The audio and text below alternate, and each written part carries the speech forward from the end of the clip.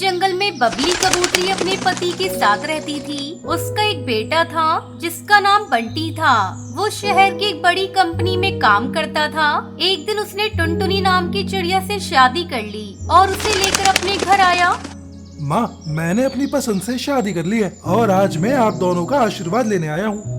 बेटा, तुझे हम दोनों का आशीर्वाद कभी नहीं मिलेगा। हम दोनों ने अपना पेट काट कर तुझे शहर में पढ़ाया, कभी किसी चीज की कमी नहीं होने दी। आज जब तू अपने पैरों पर खड़ा हो गया तो अपनी मर्जी से शादी कर ली। तूने हम दोनों की इजाजत का भी नहीं सोचा। जा यहाँ से, मेरा अब तुझसे कोई रिश्ता नहीं। चला जा यहाँ से, फिर कभी वापस यहाँ मत आना। आज से हम दोनों मर गए तेरे लिए। तब तक आप लोग कमेंट में बताएं 25 इंटू 2 कितने होते हैं। माँ जी, ऐसा मत कहिए। पिताजी, आप कुछ कहते क्यों नहीं? आप खामोश क्यों हैं? माँ जी को समझाइए। टुनटुनी चिड़िया के रोने का असर बबली पर बिल्कुल भी नहीं पड़ता। वो अपनी बेटी और बहू को वहाँ से भगा देती है। ये सब मेरी वजह से हुआ है जी। मेरे कारण आपके माता पिता आपसे नाराज हैं। सारा दोष मेरा है। अपने आप को दोष देना बंद करो टुनटुनी। अब चलो यहाँ से, शहर में किराए के घर में रहेंगे। बंटी कबूतर अपनी पत्नी को लेकर शहर आ जाता है और किराए के घर में रहने लगता है।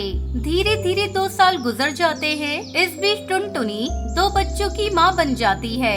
एक दिन जब टुनटुनी अपनी बेटी टूनी चिड़िया को भोजन करा रही थी, तब टूनी उससे पूछती है, मम्मी, आप तो हमेशा कहती हो हमारे दादाजी और दादी माँ हैं, लेकिन वो कभी हमारे पास आते क्यों नहीं?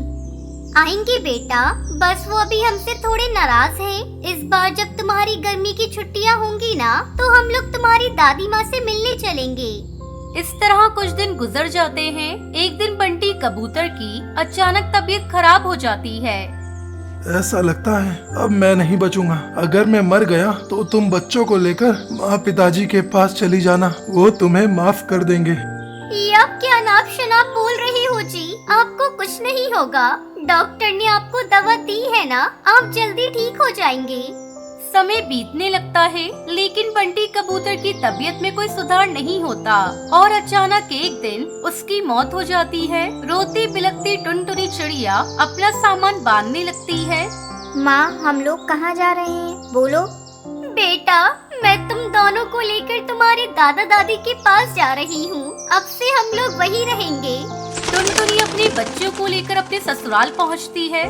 क्यों री डायन, तुझे मेरे बेटे को खाकर चैन नहीं मिला? अब क्या हम दोनों को यहाँ खाने आई है? माँ जी, मरते वक्त आपके बेटे ने मुझे यहाँ आने को बोला था। ये आपकी पोता पोती हैं, इन्हें लेकर मैं कहाँ जाऊँ? मुझ पर रहम करके अपने घर में थोड़ी सी जगह दे दीजिए। एक काम कर, तू मेरे पोते को मुझे दे और यहाँ से चली जा। बबली कबूतरी टुनटुनी से उसके बेटे को छीन लेती है और उसे वहाँ से भगाने लगती है। माँ जी, मैं यहाँ से चली जाऊंगी। मेरा बेटा मुझे वापस कर दीजिए। लेकिन बबली कबूतरी उसके बच्चे को वापस नहीं करती। हे भगवान, तुम मुझे इतने दुख क्यों दे रहा है? मेरा पति भी नहीं रहा और मेरे बेटे को भी छीन लिया। मम्मी, हम कहाँ रहेंगे? तभी टुनटुनी को गीली मिट्टी एक पेड़ किनारे दिखाई देती है।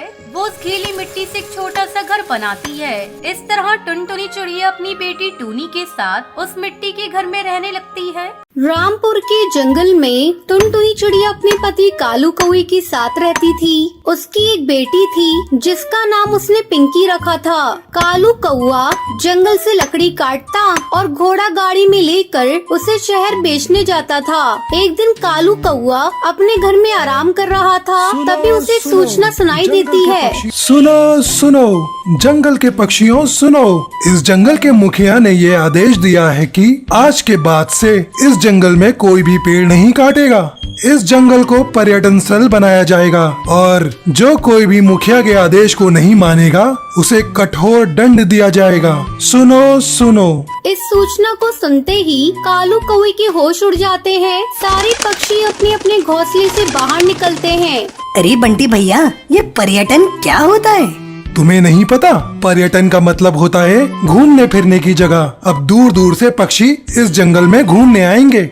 ये तो बहुत अच्छी बात है बंटी। अब हमारे जंगल को बहुत फायदा होगा। यहाँ के पक्षियों की आमदनी बढ़ जाएगी। लेकिन मेरा धंधा तो चौपट हो जाएगा। मेरा तो लकड़ी काटने और बेचने का काम है। हमारे बाल बच्चे तो भूखे मर जाएंगे। दोनों पति पत्नी दुखी मन से अपने घोंसले के अंदर चले जाते हैं। अब क्या होगा जी? अभी तो आपने कुछ ही दिनों पहले कर्जा लेकर घोड़ा गाड़ी खरीदा था। अभी तो इसका कर्ज भी आपने चुकाया नहीं। अब आप क्या करेंगे जी? आपको तो कोई दूसरा काम भी करने नहीं आता। अब हम लोग कर भी क्या सकते हैं? टुनटुनी तू चिंता मत कर, भगवान एक रास्ता बंद करता है तो दूसरा रास्ता खोल देता है। इस तरह कई दिन गुजर जाते हैं। अब कालू कौवे के पास कोई काम नहीं था।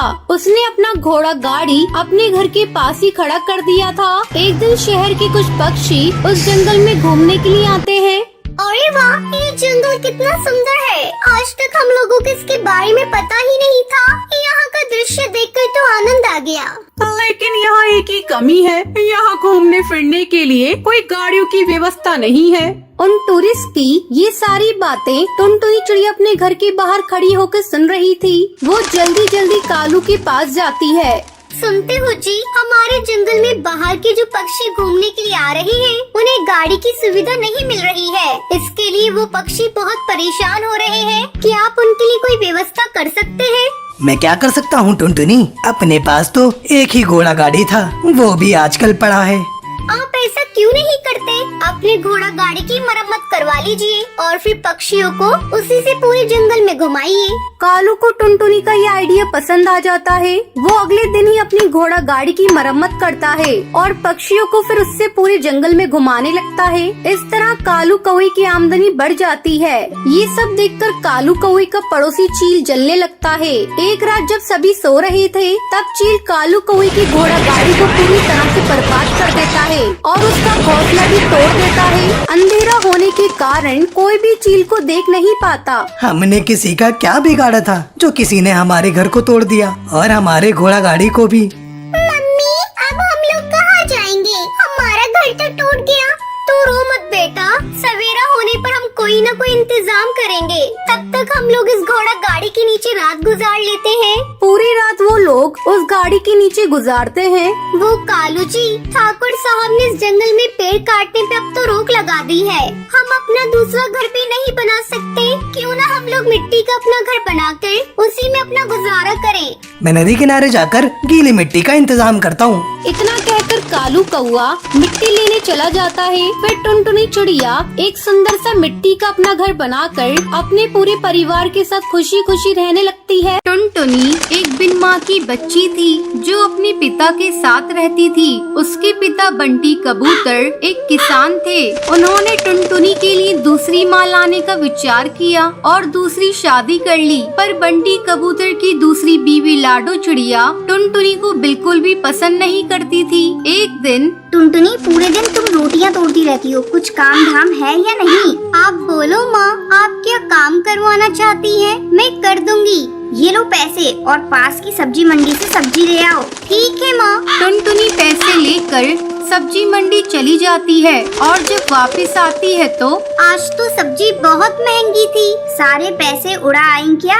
माँ, आज सब्जी मंडी में सब्जी महंगी होने की वजह से थोड़ी सी ही सब्जियाँ मिली है। सब्जी महंगी थी या उन पैसों से चाट पकौड़ी खा लिया है, मैं सब जानती हूँ। थोड़ी सी ढील दी नहीं और तेरा उड़ना शुरू हो जाता है। नहीं माँ, मैं सच कह रही हूँ, मैंने कुछ नहीं खाया। चल रसोई में जा और खाना बना। खाना वाना कुछ बनाती नहीं, बहस करवा लो इससे। पता नहीं कब तक मूंग डलेगी मेरी छाती पर। टुनटुनी रसोई में खाना बनाने चली जाती है। मुझे कैसे न कैसे करके इस चिड़िया से अपना पीछा छुड़ाना होगा, नहीं तो मुझे जीवन भर इसे झेलना पड़ेगा। तभी लाडो को एक उपाय सूझता है। लाडो अपने सोने का हार टुनटुनी के घोंसले में छुपा देती है। सुनो जी, मेरा सोने का हार नहीं मिल रहा है। यही कहीं होगा, तुम रखकर भूल गई होगी। नहीं जी, मैंने चारों तरफ देख लिया है पर मुझे नहीं मिला। बस एक टुनटुनी का घोंसला रह गया है, उसकी तलाश लेनी है। ये कैसी बात कर रही हो? आखिर टुनटुनी तुम्हारा हार क्यों चुराएगी? मैंने कब कहा चुराएगी, पर एक बार तलाशी लेने दो, क्या जाता है। लाडो टुनटुनी के घोंसले की तलाशी लेती है। वहाँ उसे अपने सोने का हार मिल जाता है क्योंकि ये हार उसी ने रखा था। देखा, मैं ना कहती थी, मेरा सोने का हार टुनटुनी ने ही चुराया है। अब तो सब आपकी आंखों के आगे है। अब तो विश्वास हो गया ना कि टुनटुनी चोर है। इसकी नजर हमेशा मेरे सोने के हार पर रहती थी और आज तो इसने चुरा भी लिया। टुनटुनी, ये क्या है? तुमने अपनी माँ का सोने का हार चुराया है? तुम्हें किस बात की कमी है जो तुमने ये सब किया?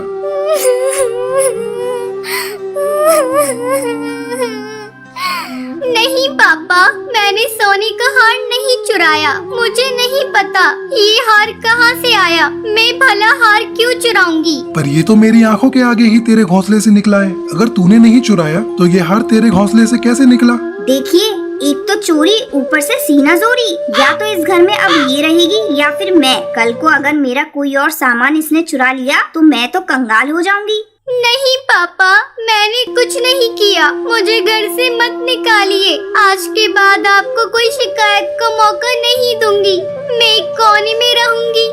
माँ, मुझे घर से मत निकालो। मैं घर का सारा काम करूंगी। बंटी कबूतर चुपचाप खड़ा देखता रहता है। वो कुछ नहीं बोलता। टुनटुनी अपनी आंखों में आंसू लेकर उस घर से निकल जाती है और रोते रोते एक जंगल की ओर चल पड़ती है। तभी टुनटुनी को एक खरगोश दिखाई देता है जो झाड़ियों में फंसा होता है। ये खरगोश तो बहुत खूबसूरत है, पर ये तो झाड़ियों में फंसा हुआ है। मुझे इसकी मदद करनी चाहिए। इसे तो झाड़ियों से चोट भी लग गई है। टुनटुनी झाड़ियों से खरगोश को निकाल देती है और जड़ी बूटी को उसके घाव पर लगा देती है। खरगोश ठीक होकर जंगल की ओर भागता है। वो खरगोश के पीछे पीछे घने जंगल के अंदर पहुंच जाती है। अरे, मैं ये कहाँ आ गई? ये तो घना जंगल है। इसमें तो बहुत सारे जंगली जानवर भी रहते होंगे। अब मैं क्या करूँ? टुनटुनी उदास होकर बैठ जाती है। ऐसे बैठने से कुछ हासिल नहीं होगा।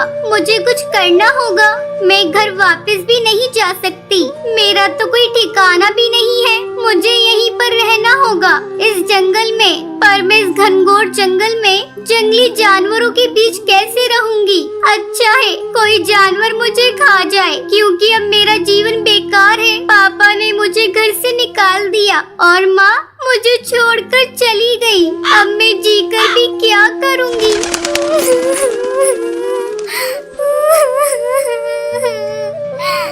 टुनटुनी ऐसा सोच ही रही होती है कि तभी वो खरगोश वहाँ आ जाता है। टुनटुनी, तुम बहुत ही अच्छी चिड़िया हो। तुम ऐसा कैसे सोच सकती हो? तुम्हें तो अभी और जिंदगी जीनी है। टुनटुनी चौंक जाती है और इधर उधर देखती है। टुनटुनी, चौंको मत। मैं बोलने वाला खरगोश हूँ। तुमने मेरी जान बचाई। तुम इस जंगल में बिना चिंता के रह सकती हो। यहाँ पर रहने में मैं तुम्हारी मदद करूँगा और तुम्हारी रक्षा भी करूँगा। और इस जंगल के सभी जानवरों को मैं समझा दूंगा। वो तुम्हारे दोस्त बनकर रहेंगे। बहुत बहुत शुक्रिया खरगोश जी, लेकिन तुम्हारे इस जंगल में रहने के लिए मुझे घर की जरूरत होगी, पर मेरे पास तो कुछ है भी नहीं। इसमें मैं तुम्हारी मदद कर सकता हूँ। यहाँ पास में ही बहुत सारे पेड़ हैं और बहुत सारा मिट्टी का ढेर रखा हुआ है। उससे तुम अपना मिट्टी का घर बना सकती हो। जाओ वहाँ से मिट्टी लेकर आओ। उस मिट्टी से तुम्हारा बहुत खूबसूरत घर बनेगा। टुनटुनी को ये सब सुनकर बहुत अच्छा लगता है। वो मिट्टी पेड़ के पास से ले आती है और एक बहुत ही सुंदर घर बनाती है। साथ ही नहाने के लिए एक स्विमिंग पूल भी बनाती है जो बहुत ही खूबसूरत होता है। उसके मिट्टी के बने हुए घर से जंगल में एक रौनक सी हो जाती है। वाह टुनटुनी, तुमने तो कमाल कर दिया। ये तो जंगल के सभी घरों से बिल्कुल अलग और सुंदर है। उसके बाद टुनटुनी घर में खुशी खुशी रहने लग जाती है।